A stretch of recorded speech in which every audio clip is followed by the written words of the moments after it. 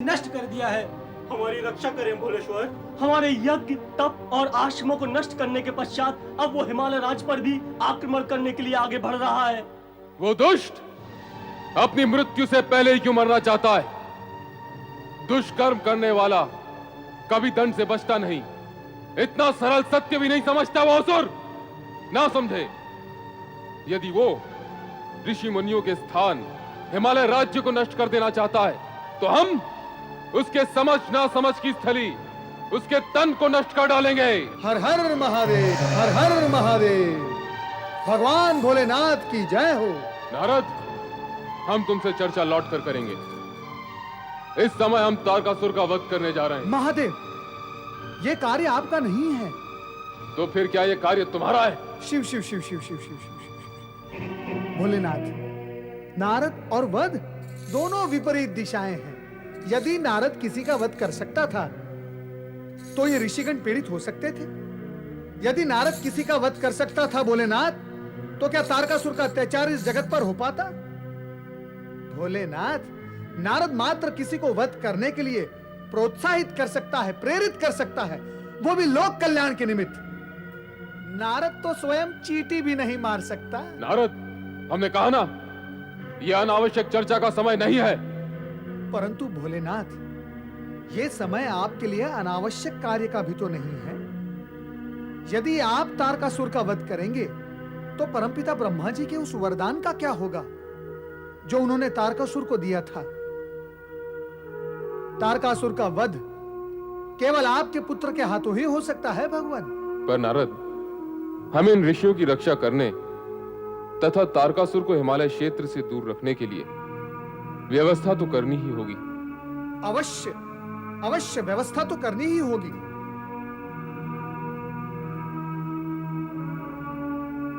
वीरभद्र!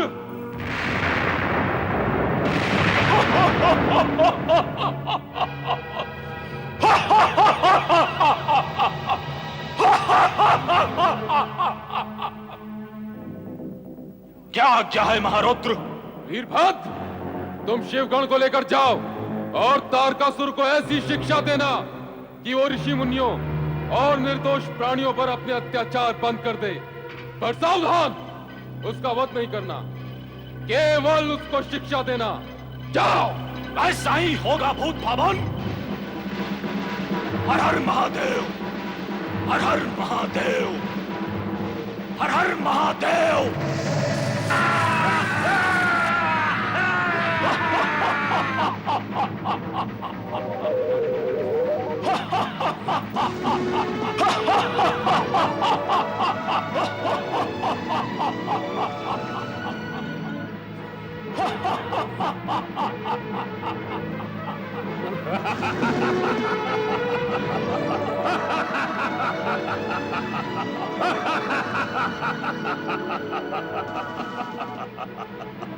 जय महारुद्र!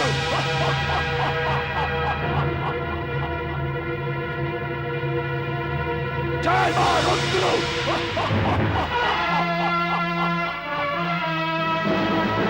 जय महारुद्र!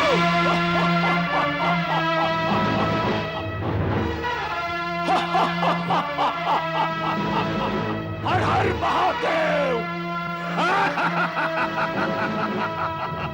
ऋषि मुनियों पर अत्याचार करने वाले दुष्ट तारकासुर, मैं हूं तेरा काल। मैं पहुंचा देता हूं तुम्हें मृत्यु के घाट। आक्रमण हो!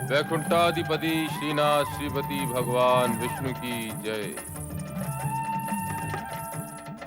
श्री विष्णुदेवाय नमः। श्री विष्णुदेवाय नमः। श्री विष्णुदेवाय नमः। श्री विष्णुदेवाय नमः। आइए ब्राह्मण देव। विष्णुदेवाय नमः। विष्णुदेवाय नमः। विष्णुदेवाय नमः। विष्णुदेवाय नमः। प्रणाम ब्राह्मण देव। मेरा भी नमन स्वीकार करें ब्राह्मण देव। आयुष्मान भव। पधारें ब्राह्मण देवता, आसन ग्रहण करें। विष्णुदेवाय नमः। विष्णुदेवाय नमः। आज्ञा करें ब्राह्मण देवता। आज्ञा उस विधाता की जिसने जगत रचाया। मैं तो केवल आपके कल्याण के निमित्त यहाँ आया हूँ। निसंकोच होकर कहें ब्राह्मण देव। तीर्थ यात्रा के लिए निकला था। यहाँ तक आया तो तुम्हारी पुत्री पार्वती का विचार आया। सोचा तीर्थ यात्रा का प्रयोजन क्या, धर्म और परोपकार ही ना, तो फिर परोपकार के कार्य से विमुख क्यों रहूं? चला आया आपको सावधान करने। हम आपका अभिप्राय नहीं समझे ब्राह्मण देव। मेरा अभिप्राय समझ से परे नहीं हिमालय राज, अत्यंत सरल और स्पष्ट है। तो फिर स्पष्ट रूप से कहें ब्राह्मण देवता, क्या कहना चाहते हैं आप? गिरि श्रेष्ठ हिमालय राज, मैं गुरु वैष्णवाचार्य बुद्धि धन का परम और प्रमुख शिष्य हूं। इस गौरव के लिए आपको व आपके गुरुदेव को पुनः एक बार प्रणाम। और अपने गुरु की कृपा से मुझे दिव्य दृष्टि प्राप्त है और मैं भविष्य में घटने वाली घटनाओं को प्रत्यक्ष देख सकता हूं। यह हमारा सौभाग्य है कि आप जैसे दिव्य पुरुष ने हमारे यहाँ पधार कर हमें दर्शन दिया। मैं दर्शन देने के प्रयोजन से नहीं आया हूं। आपके परिवार और आपकी पुत्री पार्वती का हित सोचकर यहां आया हूं। मैंने सुना है कि आपकी पुत्री पार्वती को शिव ने भ्रमित कर दिया। पहले तो उससे कठोर तपस्या कराई और फिर प्रसन्न होकर उससे विवाह करने की स्वीकृति दे दी। तो ब्राह्मण देवता, क्या आपकी दिव्य दृष्टि उसमें कुछ अनिष्ट का दृश्य देख रही है? कुछ आशंका है?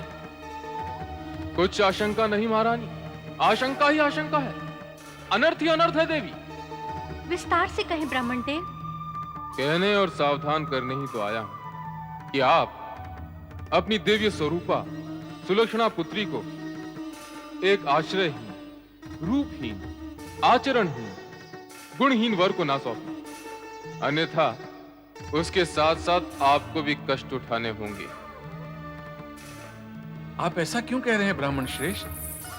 भगवान शिव तो महादेव हैं। सभी देवता श्रद्धा पूर्वक उनकी पूजा अर्चना करके उनके चरणों में नतमस्तक रहते हैं। उनके लिए अपशब्द कहकर उनका अपमान नहीं, मनुष्य स्वयं अपना अपमान करता है। अर्थात पार्वती के साथ साथ आप भी भ्रमित हैं राजन। क्या मैं अकारण अपशब्द कह रहा हूं? क्या मैं शिवद्रोही हूं, शत्रु हूं उनका? क्या मैं असत्य कह रहा हूं? असत्य में भ्रमित प्राणी को सत्य भी असत्य लगता है, जैसा कि आपको मेरे शब्दों में लगा। आपका हित विचारने वाले को आप असत्यवादी कह रहे हैं? ऐसा नहीं है विप्रदेव। ऐसा नहीं तो फिर कैसा है? क्या यह सत्य नहीं कि शिव शमशानवासी हैं, भभूतधारी हैं, सर्प और जटाधारी हैं, धतूरा जैसे मादक पदार्थों का सेवन करते हैं, सदा इधर उधर भटकते रहते हैं? क्या यह सत्य कहना अनुचित है? क्या यह सत्य कह के आपको सावधान करना अनुचित है? सावधान करके ऐसे कुपात्र के साथ आपकी पुत्री पार्वती का विवाह असंगत मानना क्या अनुचित है? उचित है विप्रदेव, उचित है। आप भला हमारा अहित क्यों सोचेंगे? महारानी, आपने तो सत्य को समझ लिया। अब महाराज भी समझ जाएं तो सभी का कल्याण हो। ब्राह्मण देव, किंतु ये किंतु परंतु इस जगत में सबसे भयंकर, पीड़ाकारक और विनाशक शब्द हैं। जो प्राणी एक बार इन किंतु परंतु शब्दों के सरोवर में डूब जाता है वो कभी उबरता नहीं। सत्य है ब्राह्मण देव, किंतु फिर वही किंतु। इस किंतु से आपका कल्याण होने वाला नहीं है महाराज। सत्य की शरण में आए, सत्य की। ऐसे कुरूप, भयावह, घृणित वर के साथ अपनी पुत्री का विवाह जाएंगे? कैसे पिता हैं आप? ना उसके कुल का पता, ना माता पिता का, ना ही आयु का। प्रीति नीति निभाना चाहते हैं या शत्रुता निभा रहे हैं अपनी पुत्री के साथ? सुना आपने? ब्राह्मण देवता हमारे हित की बात कर रहे हैं। महारानी, आपका अहित सोचूं, ऐसा तो कोई कारण ही नहीं महारानी। एक परोपकारी जीव के नाते मेरा आप दोनों से यही अनुरोध है कि अपनी सुकोमल कन्या को ऐसे कठोर वर के हाथों सौंपकर उसका जीवन नष्ट न करें। ब्राह्मण देवता, मुझे जो आपसे कहना था मैंने कह दिया। अब तो केवल भगवान विष्णु से प्रार्थना करूंगा कि हे त्रिलोकीनाथ, पार्वती की रक्षा करना। श्री विष्णु देवाय नमः। श्री विष्णु देवाय नमः।